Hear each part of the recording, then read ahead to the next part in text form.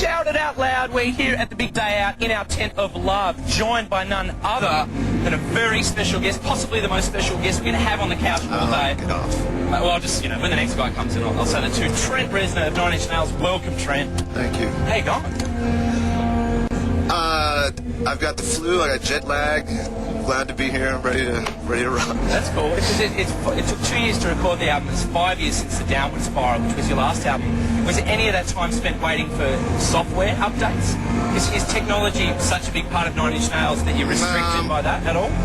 No, I mean, this is all computer recorded on, but it was all real instruments this time, pretty much. I can't blame... I'd like to blame something. Bill Gates.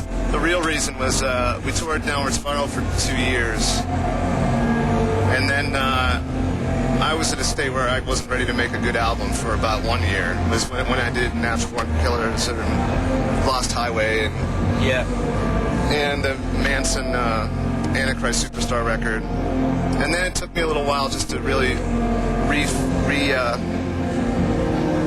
to remember getting excited about music, because I got lost in some of the crap and people and situations, and just get your head turned around sometimes. And it took me, I forgot that the reason I did this in the first place was I love music, and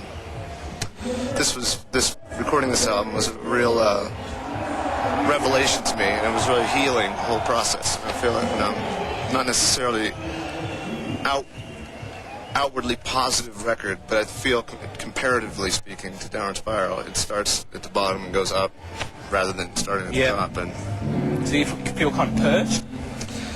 I do, and I've regained a lot of confidence I had in myself musically, and I got to know myself again. I've been on tour for a real long time, and in that tour we transformed from a medium small band to a pretty big band at the end, at least in the States. And it gets to be a character distortion. It's real easy to happen when you're surrounded by the parties for you every night, and you can't help but start to believe the hype sometimes. And tour ended up.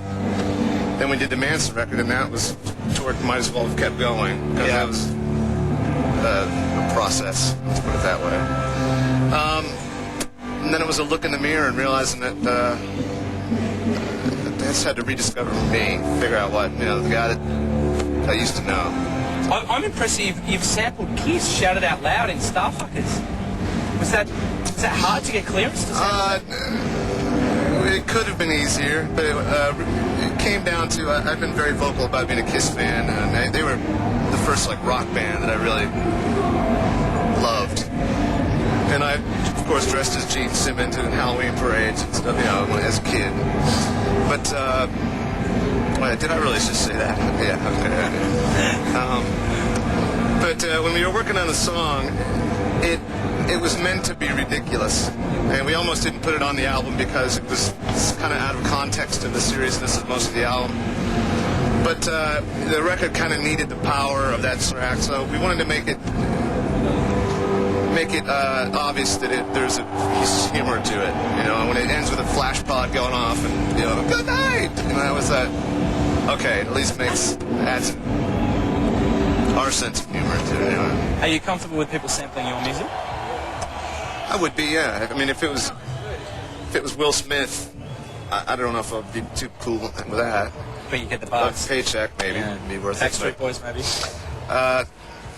As far as any tasteful use of sampling music, yeah. I mean, Ice Cube called me up and said, "Hey, I'm sending you a track," and it was a loop of Hurt, and that was on what record was that on? West Side Connection record. Wow. And that was flattering, real flattering. He's one of my heroes. Have that. I'm sure there'd be a lot of expectant people waiting to see what 9 Inch Nails would deliver. I guess you guys are both with your clips and live performances an incredibly visual band. Do you think that's as important to 9 Inch Nails as the music? When we're performing in our own situation with our own production, we usually end up spending a lot of money on it, and I end up spending a lot of time co-designing the light show and the presentation so that you can get the appropriate flow and mood of the show. I mean, one of the challenges with this new record is it's a lot moodier and there's a lot slower, more atmospheric, almost soundtrack-ish material. Yeah. That is sometimes hard to sandwich in between A Wish and Head Like a Hole and some other stuff. So I try to incorporate as much production into not hiding it, but just framing it so it works right. So here our set's a lot different than America will be, or we just did in Europe, because it's daylight, Right. and it's in the context of following Foo Fighters and Chili Peppers coming up, and and I'm feeling people must have been here 8 hours already. Let's move it bore on. them to death with the dirgy, Well, we'll keep checking out. You've got to go and kind of rest your voice. You drizzle honey down the back of your throat before you go. Spin the wheel.